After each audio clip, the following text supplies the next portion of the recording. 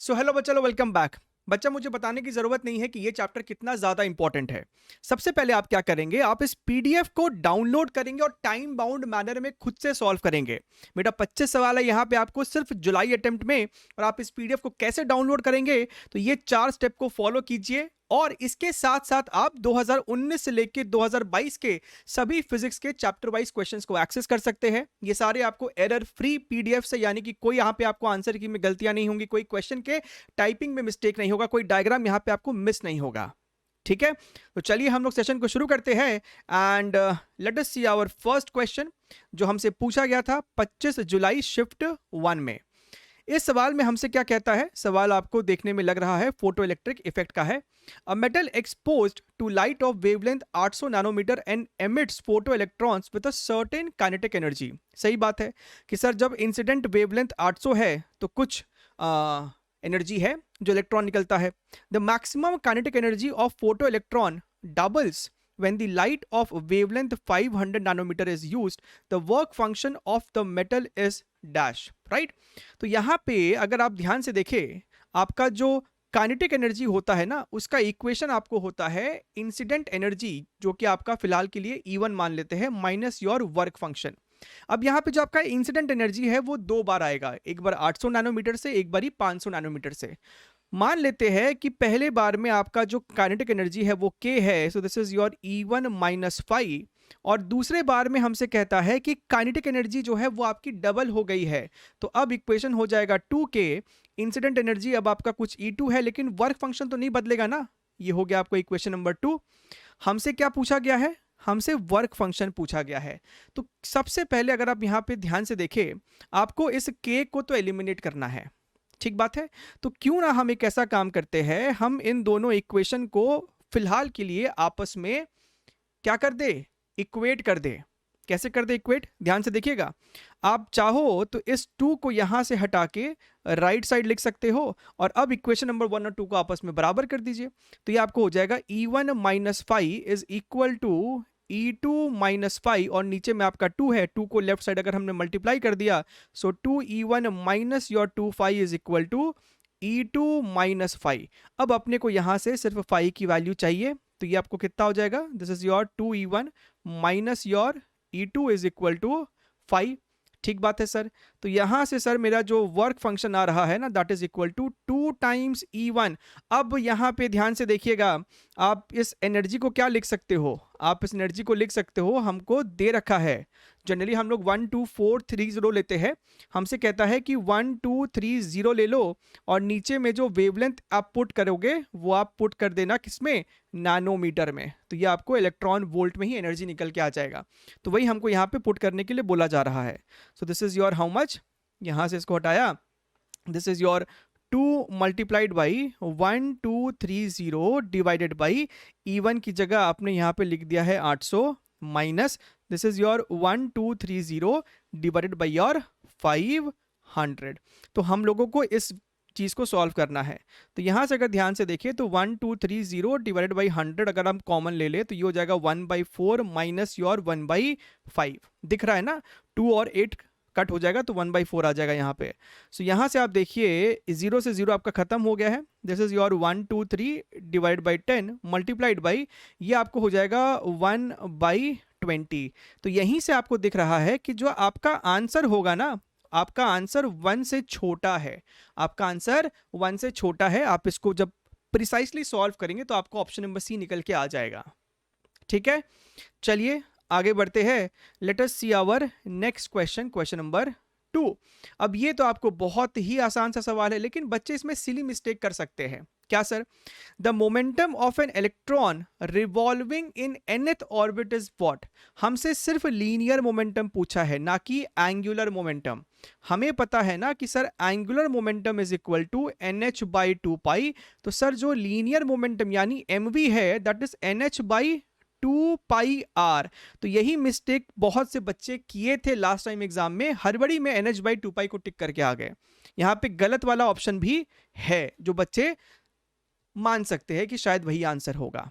ठीक है, अच्छा question number 3, the ratio of wavelengths of proton and deuteron accelerated by potential Vp and Vd is 1:√2.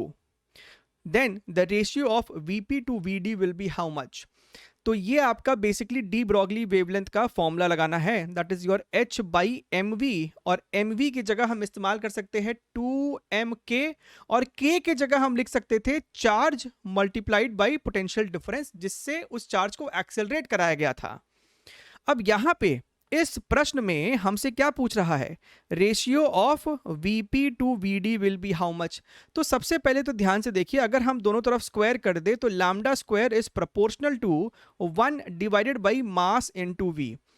h constant है और q जो है ना चार्ज, वो भी दोनों के लिए सेम है यहाँ पे। तो जो बात अटकती है वो मास और पोटेंशियल डिफरेंस पे अटकती है। तो यहां से अगर हम ध्यान से देखें तो हमको दिखाई देगा कि v is proportional to 1 by m into lambda square. अब खत्म कहानी। हमसे क्या पूछा है, हमसे Vp अपॉन Vd पूछ रहा है। So this is equal to mass of deuterium upon mass of proton multiplied by lambda for deuterium upon lambda for proton का हाफ का होल स्क्वायर। अब यहाँ पे ध्यान से देखिए, मास ऑफ ड्यूटेरियम आपको ट्वाइस ऑफ प्रोटॉन होगा, तो यहाँ पे 2 आ जाएगा। And this fellow is what, ये जो है ना, ये आपको प्रोटॉन इज टू ड्यूटेरॉन है, लेकिन यहां पे ऊपर में ड्यूट्रॉन और नीचे में प्रोटॉन है, तो 1:√2 नहीं, यहां पे √2:1 पुट करना है। तो ये छोटी छोटी बातों का ना अपने को ध्यान जरूर से रखना है। तो आपका जो आंसर हो रहा है ऑप्शन नंबर डी। क्लियर है? आगे बढ़ जाते हैं, है ना। अगला सवाल देखते हैं, क्वेश्चन नंबर 4। क्या बोल दिया क्वेश्चन नंबर 4 में, ध्यान से देखिए। कहता है hydrogen atom from excited state comes to the ground by emitting a photon of wavelength lambda। ठीक है, कोई होगा एक्साइटेड स्टेट में। The value of principal quantum number n of the excited state will be what? Rydberg constant r है। तो भैया Rydberg constant से related जो लैम्डा का फॉर्मूला होता है, आप ये जानना आपको जरूरी है, right. I would highly advice कि अगर आप इस चैप्टर को पढ़ भी लिए हैं, नहीं भी पढ़े हैं, फिर भी सिर्फ 1 घंटे में कंप्लीट मॉडर्न फिजिक्स हमने यहाँ पे किया है। आप उसे पहली बार पढ़े, दूसरी बार पढ़े, आपको जरूर समझ में आएगा। ठीक है, I will put the playlist link in the description box, आप उसको भी जरूर से कंप्लीट करें। So 1 by lambda is equal to R Z square 1 by n1 square minus your 1 by n2 square. ठीक बात है। तो यहां पे है तो हाइड्रोजन, तो z की वैल्यू तो 1 हो जाएगी। This is your 1 by lambda r bracket. अच्छा, तो सर वो किसी n एक्साइटेड स्टेट से ग्राउंड स्टेट पे आता है, तो यहां पे n1 जो हो जाएगा वो ग्राउंड स्टेट होगा, यानी कि 1। तो यहां पे चुपचाप 1 माइनस 1 बाई n स्क्वायर। तो इसे जो है ना हमें सॉल्व कर देना है। तो यहां पे ध्यान से देखिए, तो r को लेफ्ट साइड ले आइए। So r into lambda this is equal to 1 minus 1 by n square, right. So this becomes your 1 by n square 1 minus 1 by r lambda. तो आपको यहाँ पे दिखेगा कि n square is equal to r lambda upon r lambda minus 1। तो इस square को हटा दीजिए और आप इसे एक रूट के अंदर डाल दीजिए। तो ये देखने में ऑप्शन नंबर बी लग रहा है। ठीक है, आई होप सवाल एकदम क्लियर है। फॉर्मूलाज याद होना चाहिए। मॉडर्न फिजिक्स इजी है ऐसे तो देखा जाए तो। अच्छा, x upon x plus 4 is the ratio of energies of photons produced due to transition of an electron of hydrogen atom from its। तो सबसे पहली बात, ये जो चीज दिया है ये आपको रेशियो ऑफ एनर्जीज है। कब? पहला जो होगा E1, दैट इज जब third permitted energy level to the second level. Electron का ट्रांसफर शिफ्टिंग कहां से हो रहा है? 3 से 2 पे हो रहा है।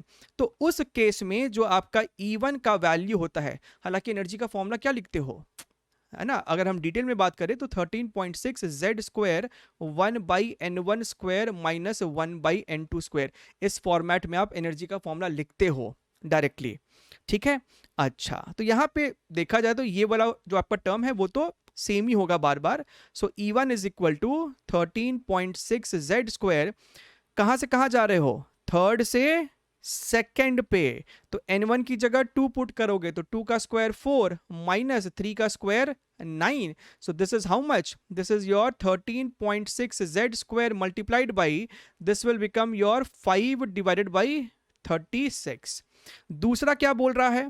दूसरा हमसे कहता है the highest permitted energy level to the second permitted level. तो हाईएस्ट का मतलब पता क्या होता है? हाईएस्ट का मतलब होता है n टेंडिंग टू इंफिनिटी, और सेकंड तो E2 की वैल्यू आपको हो जाएगी 13.6 z स्क्वायर 1/4 तो आपका होगा ही, राइट। अगेन n की जगह 2 पुट करोगे तो 4 माइनस 1/इंफिनिटी, तो ये आपको चुपचाप ऐसे ही हो जाएगा। क्लियर है? अब इसका हमें रेशियो निकालना है, तो आप देख सकते हैं कि सर जो आपका E1/E2 आने वाला है 13.6 z स्क्वायर तो कटने ही वाला है, तो ये आ जाएगा 5/36, ये आ जाएगा आपको 1/4, this turns out to be 5/9 and this is equal to x upon x plus 4। तो साफ साफ दिख रहा है कि सर x की वैल्यू 5 है।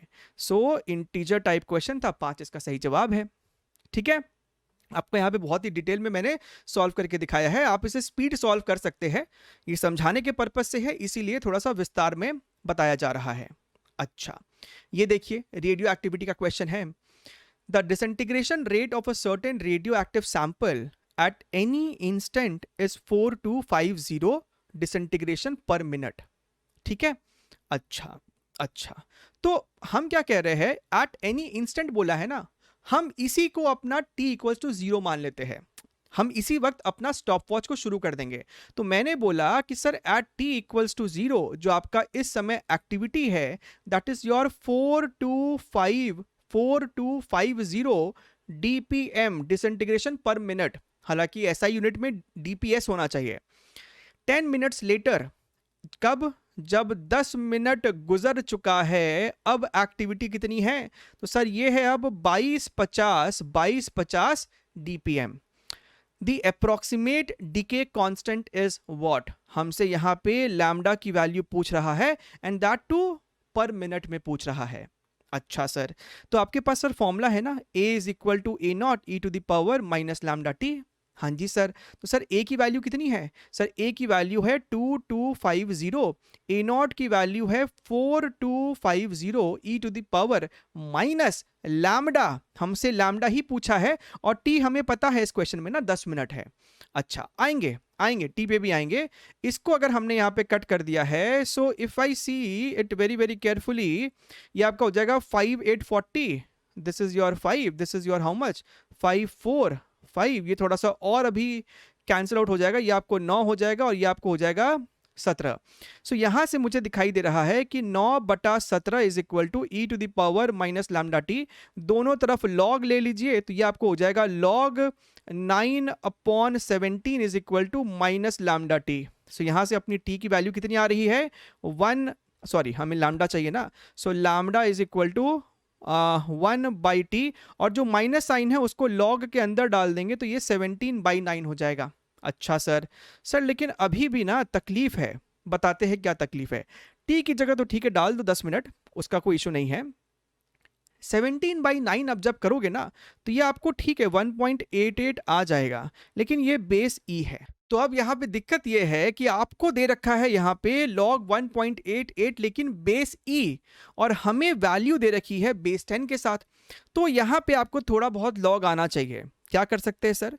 ये दिया हुआ है 1.88 base 10, this is equal to 0.274। तो एक काम कीजिए ना, हम इसको ऐसे लिख सकते हैं 1.88 base e divided by log 10 base e is equal to 0.274 लिख सकते हैं सर ना, बेस चेंज का जो तरीका होता है। So this becomes log e 1.88 is equal to 0.274 multiplied by log 10 जब बेस e होता है, और इसकी वैल्यू आप इवन केमिस्ट्री में भी यूज करते हो 2.303। तो हमको पता चल गया है कि इसकी जो वैल्यू होगी वो इसके बराबर है, तो यहां पे लाके डाल दीजिए। सो this is 1/10 multiplied by 0.274 multiplied by 2.303। आप इसको आराम से कीजिए, आप इसको अप्रोक्सीमेट भी कर सकते हैं, आपका आंसर 0.063 निकल के आ जाएगा। That is your option number C. Clear है? तो एक अच्छा सवाल जहां पे आपको लॉग को लेके थोड़ा सा उलझाया गया, राइट। चलिए अगला सवाल देखते हैं, क्वेश्चन नंबर 7। क्या बोलता है सवाल में? A parallel beam of light of wavelength 900 nanometer and intensity इतना is incident on a surface perpendicular to the beam. यहाँ पे द होगा, the number of photons crossing 1 centimetre square area perpendicular to the beam in 1 second is how much.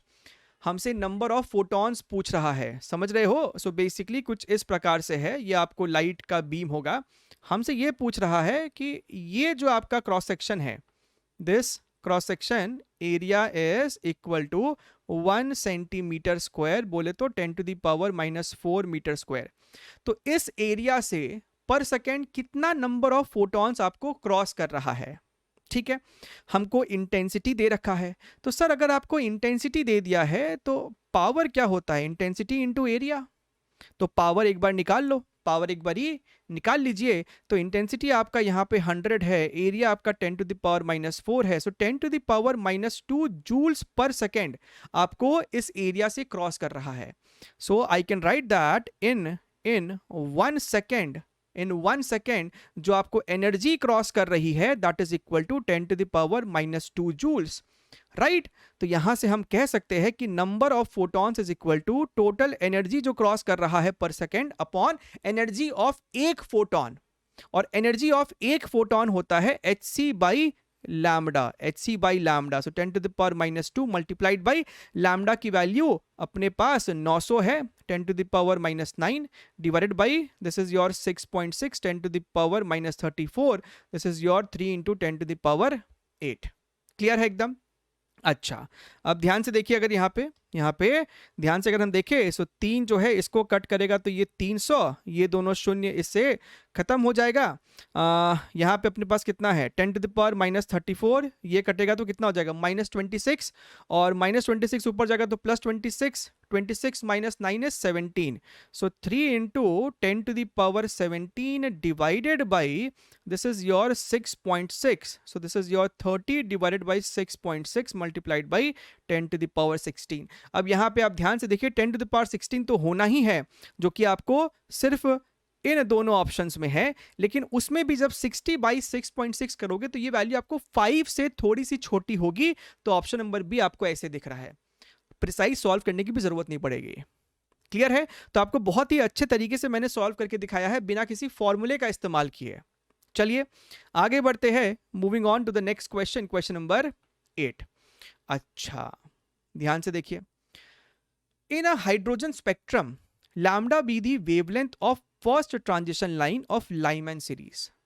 अच्छा, the wavelength difference will be a lambda between the wavelength of third transition line of Paschen series and second transition line of Balmer series. अब इस सवाल में क्या है कि कई बच्चों के सिट्टी पिट्टी गुम हो जाते हैं क्योंकि लाइमन, बामर, पास्चर उनको याद ही नहीं रहता है, राइट? तो हमने इसको डिस्कस ऑलरेडी किया हुआ है अपनी वीडियोस में, यहाँ पे फिर से मैंने वो चीज आपके लिए लगाई हुई है।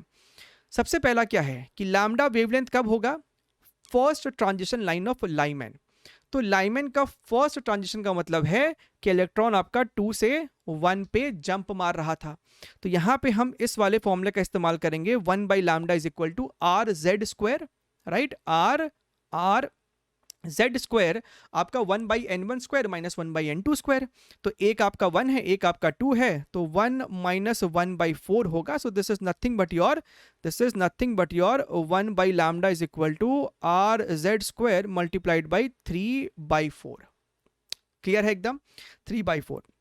अच्छा, तो इसको थोड़ा सा इन्वर्स भी कर दीजिए, this is your 4 divided by 3RZ², equation number 1। अब हम लोग आते हैं आपका third transition line in Paschen. तो पास्चन में तीसरा वाला है, वो तो ये हो गया ना, यानी कि 6th से आप 3rd पे आ रहे हो, 6th से 3rd पे आ रहे हो, तो मान लेते हैं कि वो वेवलेंथ λ1 है। सो 1/λ1 RZ², कहां से कहां आ रहे हो? 6th से 3rd पे। सो 1/3 का स्क्वायर बोले तो 9, 1 - 6 का स्क्वायर बोले तो 36। सो दिस इज हाउ मच? नीचे में आपका 36 आ जाएगा, ऊपर में आएगा आपका 4 - 1 3, सो 12 हो रहा है। सो ये हो रहा है RZ²/12। तो यहां से ना λ1 की वैल्यू आ रही है 12 divided by RZ², equation number 2। और लास्ट में क्या है? Second transition of Barmer series. तो भैया बार्मर का सेकेंड क्या है? आप 4th से 2 पे आ रहे हो, 4th से 2 पे आ रहे हो तो उसको लैम्डा 2 बोल देते हैं. सो lambda 2 this is your are Z square, right. Fourth से 2 पे आ रहे हो, सो 1/4 माइनस 1/16. क्लियर है. तो यहां पे आप 16 एलसीएम लोगे, ऊपर में चल जाएगा आपका 4 minus 1 3. So this is your lambda 2 is equal to 16 divided by 3 R Z square, equation number 3. Clear है. अब हमें यहां पे सिर्फ इक्वेशन बना के सॉल्व करना है. देखिएगा ध्यान से, इसको हटा दिया मैंने. हमसे कहता है ए लैम्डा क्या है. A lambda is nothing but your lambda 1 minus lambda 2. Lambda 1 minus lambda 2 is your a lambda. ठीक है. लैम्डा 1 की जो वैल्यू है वो है 12 upon are Z square. This is your 16 divided by 3 R Z square a multiplied by, and lambda equation number 1 में अगर देखोगे तो 4 divided by 3 R Z square है. तो आर जेड स्क्वायर तो आपका यहां से निकल जाएगा. अगर हम लोग यहां पे दोनों तरफ 3 से मल्टीप्लाई कर दे तो ये आपको हो जाएगा 36 minus 16 is equal to 4 into a. तो यहां से a की जो वैल्यू है वो मेरे को निकल के आ रही है 5. सो इंटीजर टाइप सवाल है और 5 इसका सही आंसर है. ठीक है. तो सवाल आपका अच्छा है. चलिए आगे बढ़ते हैं. अगला सवाल देखते हैं, question number 9. A nucleus of mass m at rest splits. आपके पास एक न्यूक्लियस है जिसका मास m है और अभी रेस्ट पे है. वो स्प्लिट कर जाता है दो टुकड़ों में. एक का मास है आपका m प्राइम बाई 3 और दूसरे का मास है आपका 2m prime by 3. The ratio of D Broglie wavelength of the two part is how much. मुद्दे की बात यह है कि चलिए इसका वेलोसिटी शायद v1 रहा होगा, इसका वेलोसिटी v2 रहा होगा, लेकिन मोमेंटम कंजर्व्ड है. तो इनिशियली क्या था कि आपका मोमेंटम जीरो था, तो बाद में भी मोमेंटम जीरो ही रहा होगा. तो अगर इसका मोमेंटम p1 है, इसका मोमेंटम p2 है, now final momentum has to be zero. इसका मतलब P1 और P2 का मैग्नीट्यूड आपस में बराबर रहा होगा, क्योंकि अपोजिट डायरेक्शन में रहेगा 100%. सो P1 एंड P2 बेसिकली बराबर होंगे मोमेंटम. और डी ब्रॉगली वेवलेंथ होता है h बाई मोमेंटम. तो भैया जब मोमेंटम ही सेम होगा तो ब्रॉगली वेवलेंथ भी सेम होगा, यानी 1:1 इसका सही जवाब है. क्लियर है. सो लॉजिक के साथ सवाल को समझ लिया हम लोगों ने.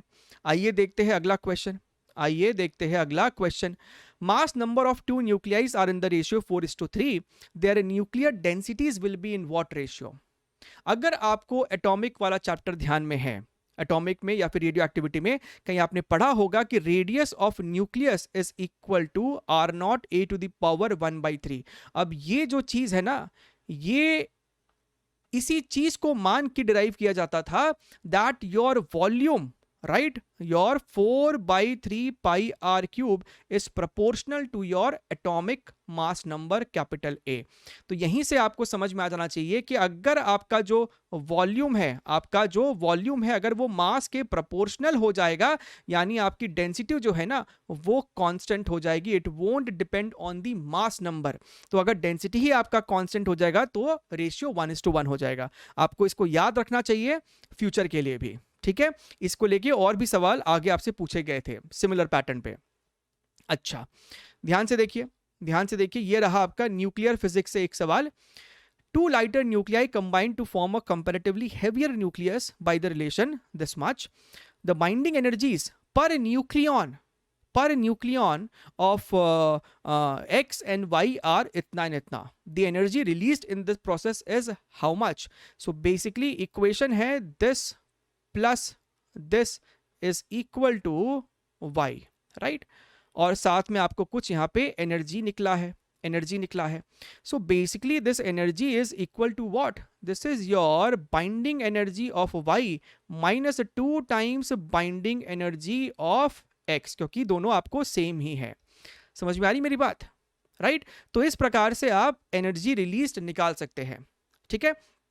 अब this is your binding energy, ये टोटल बाइंडिंग एनर्जी है, ना कि बाइंडिंग एनर्जी पर न्यूक्लियन. तो बाइंडिंग एनर्जी ऑफ y कितना हो जाएगा? This is per nucleon. So 7.6 multiplied by nucleon का मतलब होता है एटॉमिक मास नंबर, जो कि y के केस में 4 है. तो यहां पे 4 मल्टीप्लाई किया, minus 2 multiplied by binding energy of x जो कि आपका है 1.1 मल्टीप्लाइड बाई x का एटॉमिक मास नंबर जो कि आपका 2 है। ठीक है, इसको मल्टीप्लाई किया तो 4 6 24, दो हाथ में 4 7 28 यानी कि 30, माइनस ये आपको हो जाएगा 4.4, तो यहां से मुझे 26 जो है आंसर आता दिख रहा है। सो 26 मेगा इलेक्ट्रॉन वोल्ट। ठीक है, तो इस हिसाब से इस सवाल को सॉल्व कर सकते हैं। इस चीज को लेके कंफ्यूज मत होइएगा। Binding energy of y minus Q क्या है, जो भी आपका प्रोडक्ट साइड का होगा ना बाइंडिंग एनर्जी, उसको आप माइनस करेंगे रिएक्टेंट साइड से। ठीक है, आप इसको इस तरीके से भी समझ सकते हो कि बाइंडिंग एनर्जी क्या होता है, energy released when this is formed, energy released when this is formed, right, energy released when this is formed. तो आप अगर ध्यान से देखें तो राइट साइड में energy released is much more than the left side.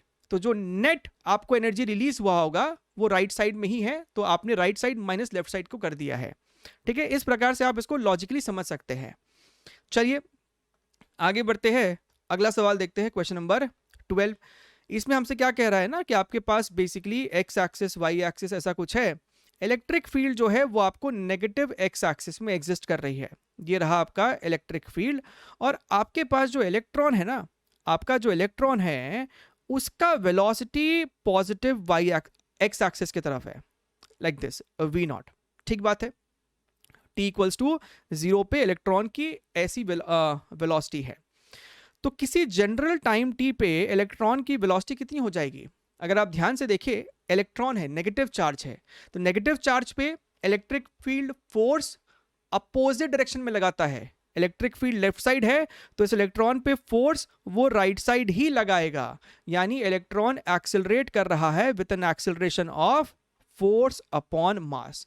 यानी किसी टाइम t पे जो इसकी वेलोसिटी होगी वो v नॉट प्लस at होगी, यानी कि EET बाई m।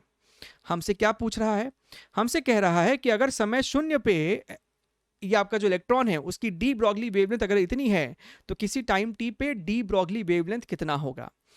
अच्छा, तो खत्म कहानी। लैम्डा इज इक्वल टू आपको क्या हो जाएगा, h बाई एम वी। यहाँ पे v की जगह आप क्या पुट करोगे, ये वाला formula, that is your v not plus EET by m। ठीक बात है सर। और हमारे पास इक्वेशन क्या दिया है कि lambda naught is equal to h by M V not.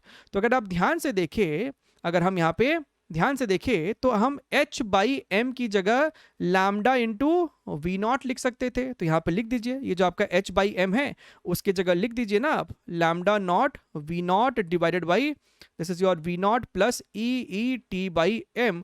और इस वी नॉट को यानी कि अगर हम ऊपर नीचे वी नॉट से डिवाइड कर दे तो ये हो जाएगा lambda naught by 1 plus EET divided by M into V naught. तो यहां पे कौन सा ऑप्शन मैच कर रहा है? This is your option number D. देख लीजिए, 12th का D is the correct answer. ठीक है, चलिए आगे बढ़ते हैं, अगला सवाल देखते हैं, क्वेश्चन नंबर 13। अच्छा, हाफ लाइफ के ऊपर बेस्ड क्वेश्चन है। What is the half-life period of a radioactive material if its activity drops to 1/16th of its initial value of 30 years? So basically 30 years में 30 साल में जो एक्टिविटी है it drops to 1/16th of its initial value। समझ में आई मेरी बात? हाँ जी सर। So basically एक्टिविटी आप यहाँ पे इस तरीके से सोच सकते थे 2 to the power n। So basically जब एक हाफ लाइफ होता है तो एक्टिविटी a नॉट बाई 2 हो जाती है, जब दो हाफ लाइफ होगा तो a naught by 2 to the power 2। तो हमने बोला कि मान लेते हैं कि nth हाफ लाइफ्स का इस्तेमाल हुआ था। सो अभी करंट एक्टिविटी कितनी है? 1/16। तो a naught by 16 is equal to a naught divide by 2 to the power n। ये आपका खत्म हो गया है। सो n की वैल्यू कितनी आ जाएगी? 4। यानी कि सर 4 हाफ लाइफ्स का इस्तेमाल हुआ है। कितना सर? 4 हाफ लाइफ्स का इस्तेमाल हुआ है, और टोटल साल कितना लगा? 30। सो दिस 30 साल should be equal to 4 half lifes which is nothing but your 7.5, option number C. तो आप इसे इस तरीके से सॉल्व कर सकते थे। आप चाहो तो इसे नॉर्मल तरीके यानी कि a naught e to the power minus lambda t, जहां पे आप लैम्डा को log 2 by half life into small t, ऐसे भी सॉल्व कर सकते थे जहां पे आपको दोनों तरफ लॉग लेना पड़ता, उससे भी आंसर आता है ना, घबराने वाली कोई बात नहीं है। ठीक है, चलिए अगला सवाल देखिए, ये आपको एक थ्योरेटिकल क्वेश्चन है।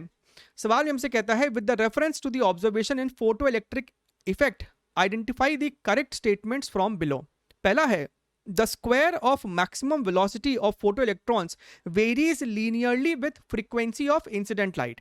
तो आपके पास जो एनर्जी होती है that is your half M V square is equal to H into frequency minus your work function. तो हाँ जी सर, यहाँ पे साफ साफ दिख रहा है कि वी स्क्वायर के साथ लीनियर रिलेशन है आपका फ्रीक्वेंसी का। तो जो आपका स्टेटमेंट नंबर 1 है या फिर जो आपका ये ए है ये ट्रू है। ठीक है, बी देखिए the value of saturation current increases on moving the source of light away from the metal surface. So basically अगर ये आपका मेटल सरफेस है, ये आपका मेटल सरफेस है और ये आपका एक सोर्स ऑफ लाइट है। ठीक है, तो सोर्स ऑफ, आप सभी को पता है कि इंटेंसिटी जो कि इस प्लेट पे आपको फॉल कर रही है, अगर ये इंटेंसिटी इंक्रीज करेगा ना, अगर ये इंटेंसिटी आपका इंक्रीज करेगा तो सैचुरेशन करंट भी आपका इंक्रीज करेगा, क्योंकि ज्यादा फोटोन टकरा रहा होगा प्लेट के साथ। लेकिन अगर आप इस सोर्स को दूर लेते चले जाएंगे, अगर आप इस सोर्स को दूर ले जाएंगे, सपोज कीजिए यहां ले आते हैं, तो इंटेंसिटी जो आपको रीच करता है प्लेट के पास that is equal to source का कुछ पावर होगा P, so power divided by 4 pi R square. तो कहीं ना कहीं मुद्दे की बात यह है कि आपका ये जो इंटेंसिटी है that is inversely proportional to R का स्क्वायर, डिस्टेंस का स्क्वायर। तो अगर डिस्टेंस बढ़ा दिया तो इंटेंसिटी जो पहुंच रहा है वो घट जाएगा, और अगर इंटेंसिटी घट गया तो भैया आपका सैचुरेशन करंट भी डिक्रीज कर जाएगा, घट जाएगा। तो ये वाला स्टेटमेंट तो आपका गलत है। सी पे the maximum kinetic energy of photo electrons decreases on decreasing the power of LED, जो भी आपका सोर्स ऑफ लाइट है। तो भैया काइनेटिक एनर्जी जो है ना वो सोर्स ऑफ लाइट के फ्रीक्वेंसी पे डिपेंड करता है। फ्रीक्वेंसी घटाया तो एनर्जी घटेगा, काइनेटिक एनर्जी घटेगा, पावर पे नहीं, पावर पे नहीं, राइट। तो इससे इसका कोई संबंध नहीं है। पावर से बेसिकली आप इंटेंसिटी को कंट्रोल करोगे तो सैचुरेशन करंट को आप कंट्रोल करोगे। तो ये वाला स्टेटमेंट भी आपका गलत है। ठीक, अब डी और ई जो है वो आपका अगेन थ्योरेटिकल बातें हैं जो शायद आपको पता ही होंगी कि फोटो इलेक्ट्रिक इफेक्ट जो है आप उसको किस थ्योरी से एक्सप्लेन करते हो, तो आप उसको पार्टिकल थ्योरी से एक्सप्लेन करते हो, चाहे वो इलेक्ट्रॉन का निकलना हो या फिर वो आपका थ्रेशोल्ड वेवलेंथ की कहानी हो। So the statement D says the immediate emission of photo electrons out of metal surface can not be explained bye particle nature. तो ऐसा नहीं है, it can be explained bye particle nature. तो ये statement गलत है। Existence of threshold wavelength can not be explained by wave nature of light, बिल्कुल सही बात है। वेव नेचर से एक्सप्लेन नहीं कर सकते हैं, आप इसे पार्टिकल नेचर से एक्सप्लेन कर सकते हैं।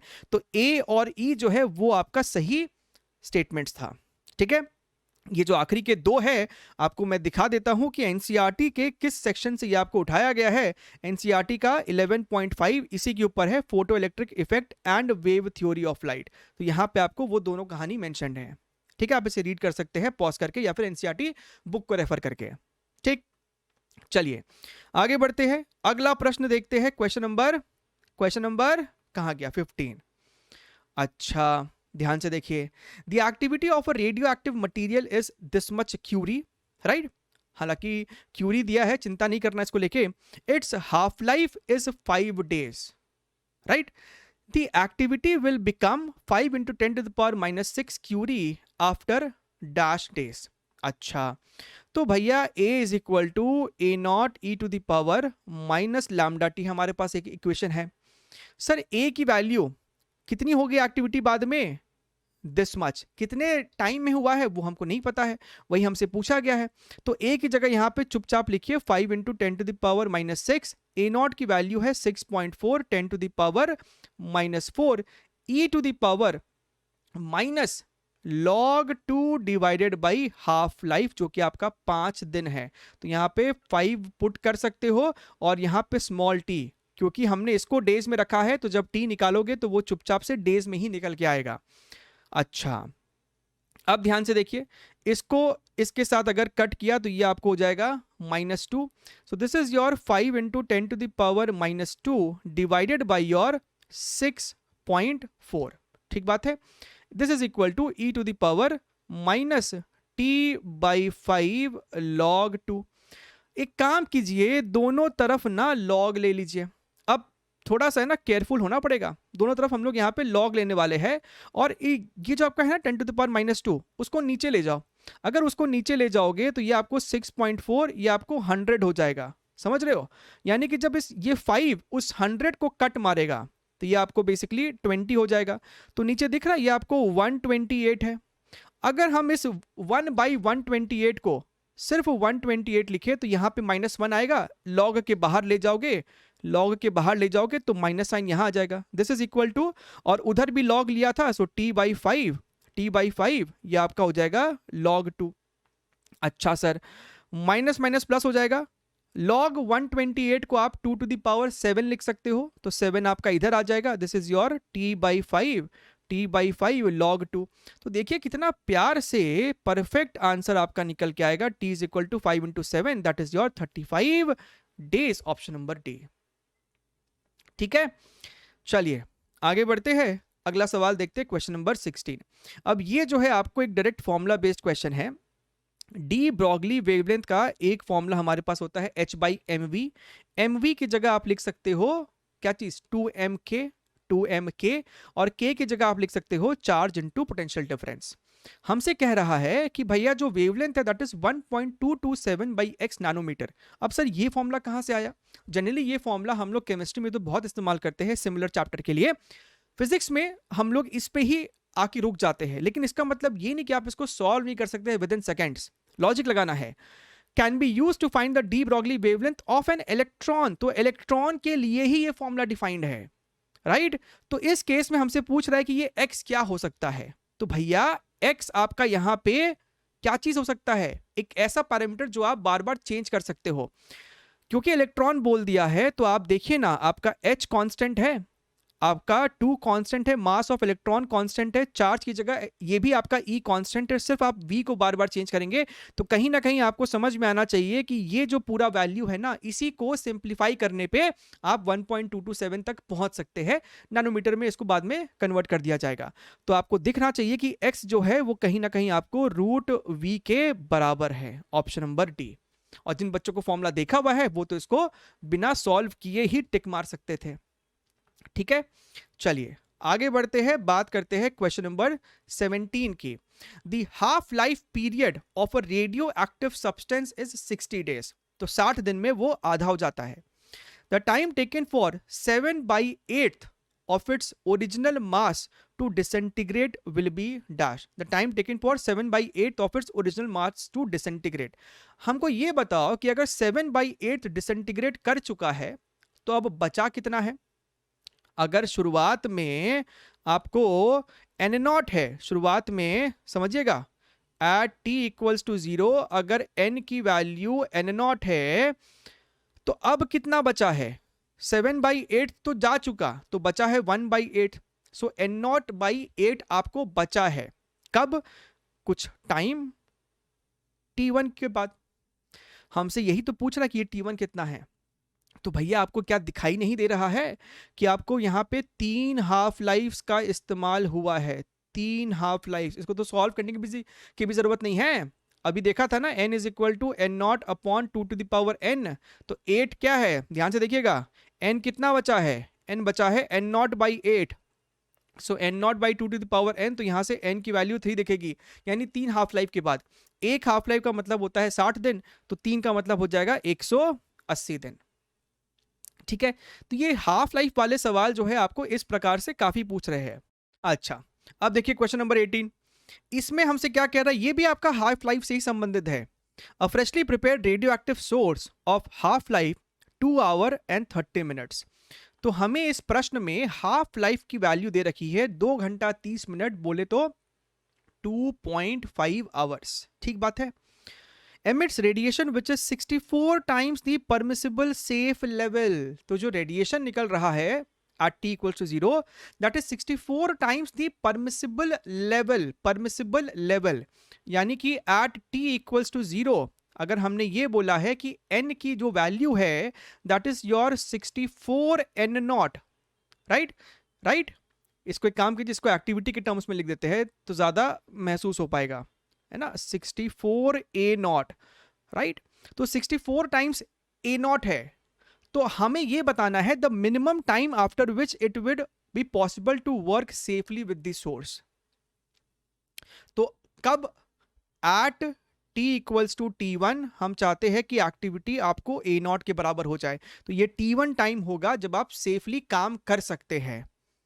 समझ में आ रही है। तो शुरुआत में 64 टाइम्स था, उसे हमें कम कर करके ए नॉट तक लेके आना है। तो अब यहां पे आपको फिर से दिखाई दे रहा होगा that A naught is equal to 64 A naught 2 to the power n, है ना। कितना हाफ लाइफ लगा होगा इसको यहां से यहां तक आने में, तो वो आप देख सकते हैं। यहां से आपको n की वैल्यू कितनी आ जाएगी, 6, यानी सर 6 हाफ लाइफ लग जाएगा। तो टोटल टाइम t1 कितना लग जाएगा, 6 इंटू एक half life, that is 6 into your 2.5 which is nothing but your 15 hours. So question number 18 का सही जवाब जो है वो 15 है। क्लियर है। आई होप आपको ये पूरा अच्छे से समझ में आ भी रहा है। बहुत अच्छा क्वेश्चन है जो पहले भी आपको आ चुका है, बार बार पूछ रहे हैं। ध्यान से देखिए, क्वेश्चन नंबर 19 की बात कर लेते हैं। Sunlight falls normally on a surface of area 36 centimeter square and exerts an average force of 7.2 into 10 to the power minus 9 Newton within a time period of 20 minutes. Considering a case of complete absorption, the energy flux of incident light is what? Unit देखिए what पर centimetre square है। So basically आपसे intensity ही तो पूछ रहा है, power upon area. अच्छा sir, अच्छा सर। अब ध्यान से देखिए, sunlight falls normally on surface of area 36 centimetre square. हालांकि अगर आपको इसका फॉर्मूला ध्यान में है तो आपको ये पता होगा दैट योर फोर्स, और आप इसे एक्चुअली में एवरेज फोर्स भी कह सकते हो, this force is equal to power upon speed of light. ठीक है। अच्छा, तो सर यहां से अगर हम ध्यान से देखें तो फोर्स इज इक्वल टू, और इस पावर की जगह आप लिख सकते थे इंटेंसिटी इनटू एरिया अपॉन सी। यहां पे इस टाइम का ना कोई रोल नहीं सवाल में, ठीक है। अच्छा, तो intensity is equal to F into C upon your area. अब ऊपर का जो यूनिट है वो वॉट के बराबर है और नीचे आपका एरिया आ गया मीटर स्क्वायर। तो फोर्स की वैल्यू हमें क्वेश्चन में दे रखा है 7.2 into 10 to the power minus 9, this is your 3 into 10 to the power 8 divided by area को जो है सेंटीमीटर स्क्वायर में ही छोड़ देते हैं, क्योंकि आंसर में सेंटीमीटर स्क्वायर ही चाहिए हम सभी को।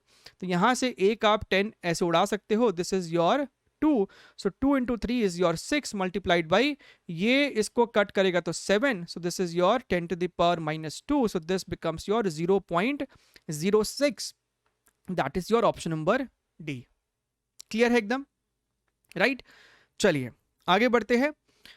अच्छा सर, उस वाले सवाल में सर सिर्फ P बाई सी क्यों लिया था, वाई नॉट 2P बाई सी? क्योंकि कंप्लीट एब्जॉर्प्शन था, कंप्लीट रिफ्लेक्शन नहीं। हर बात का ध्यान रखना है। ध्यान से देखिए क्या बोलता है, आपके पास यहाँ पे 2 स्ट्रीम्स ऑफ फोटॉन्स है, possessing energies to 5 and 10 times the work function of metal on incident on metal surface successively. The ratio of maximum velocities of the photoelectron emitted in the two cases are respectively. तो भैया मेरे पास equation है कि sir half mv square is equal to incident energy minus your work function. तो साफ साफ दिख रहा है कि velocity is proportional to under root of incident energy minus work function. तो v1 by v2 is equal to under root of E1 minus work function upon your E2 minus work function. अब अगर आप ध्यान से देखें तो पहली बार energy 5 गुना है वर्क फंक्शन का। सो अगर हमने वर्क फंक्शन को 5 बोला है तो ये एनर्जी आपको 5 गुना है।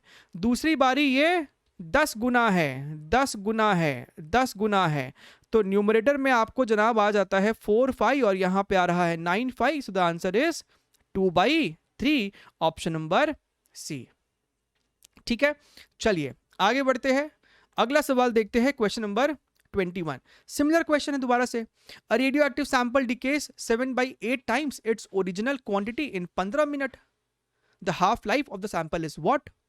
अगेन वेरी इजी कि भैया आपका शुरुआत में जो था वो एन नॉट था और बाद में ये आपको 7/8 डीके कर चुका है, तो बचा कितना है एन नॉट बटा 8। तो कितना हाफ लाइफ से गुजरना पड़ा होगा, एक हाफ लाइफ से गुजरा था तो एन नॉट बाई 2 हुआ, एक और हाफ लाइफ से गुजरा तो एन नॉट बाई 4 हुआ, और एक और से गुजरा तो ये आ गया। So basically 3 half life. So sir 3 half life is equal to 15 minute ना, टोटल टाइम तो 15 मिनट लगा था, यानी sir half life is equal to 5 minute. Option number A. Clear है? चलिए आगे बढ़ते हैं, moving on to the next question. The kinetic energy of a emitted electron is E when the light incident on metal has a wavelength lambda, right? Energy जो है आपको वो E के बराबर है when hc by lambda minus कुछ work function होगा। To double the kinetic energy the incident light must have a wavelength dash। अब ये 2E कर दो और अब आपका वेवलेंथ hc by lambda 1 है माइनस वर्क फंक्शन। ठीक है, इक्वेशन नंबर 1, इक्वेशन नंबर 2। तो एक काम कीजिए ना, दोनों इक्वेशन को आपस में सबट्रैक्ट कर दीजिए, हमें वर्क फंक्शन से तो कोई मतलब है ही नहीं। So minus E is equal to, ये आपको हो जाएगा H C by lambda minus your H C divide by lambda 1। अब अपने को क्या करना है, अपने को सिर्फ इसको थोड़ा बहुत ही तो रीअरेंज करना है, ऐसी कौन सी कष्ट वाली बात है। तो भैया अगर हम ध्यान से देखें तो ये आपको H C by lambda 1 is equal to H C by lambda plus E के बराबर आ रहा है, प्लस ई के बराबर आ रहा है। ठीक बात है। अगर आप ध्यान से देखें इस एच सी को यहाँ से अगर हम हटा दें, राइट, तो यहाँ पे आपको आ जाएगा 1 बाई एच सी। खत्म कहानी। This is your lambda H C, या आपको ऊपर में H C plus E into lambda, this is your 1 by lambda 1। So lambda 1 is lambda H C upon this वाला, ऑप्शन नंबर बी। ठीक है, check कर लो, मैच कर जाएगा। चलिए आगे बढ़ते हैं, अगला सवाल देखते हैं, क्वेश्चन नंबर 23। फिर से देखिए, find the ratio of energies of photons produced due to transition of electron. दो situation, second permitted energy level to the first energy level. तो इक्वेशन फटक से लिखते भी चलते हैं। पहला आपका जो E1 होगा that is equal to 13.6 z square, right. दूसरे से पहले पे आ रहा है, सो 1 माइनस 1/2 का स्क्वायर बोले तो इतना, यानी ये वाला फिर से वही है 3/4 इंटू 13.6 z स्क्वायर।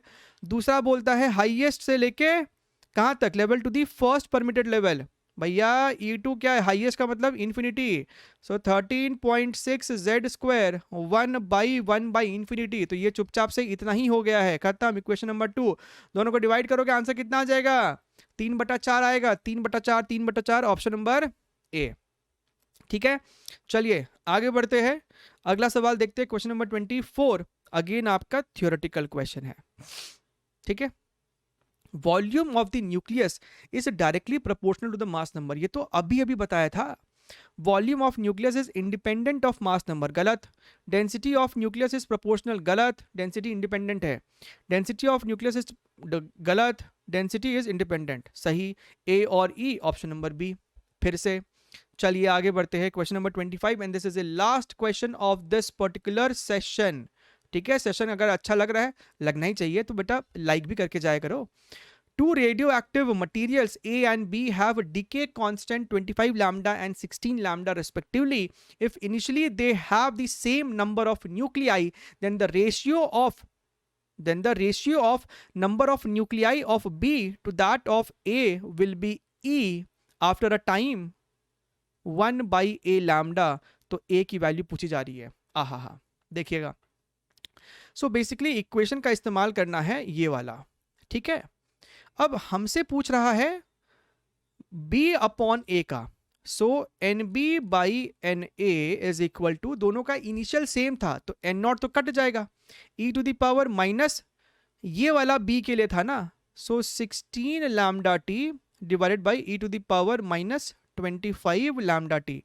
हमसे कहता है कि सर ये जो रेशियो है ना, ये रेशियो सर E के बराबर है, ये रेशियो E के बराबर है। सो E इज इक्वल टू, और यहाँ पे अगर हम थोड़ा सा दिमाग लगाए तो हमको दिखाई देगा कि सर ये तो 25 lambda T minus 16 lambda T है, और यहाँ पे पावर 1 है।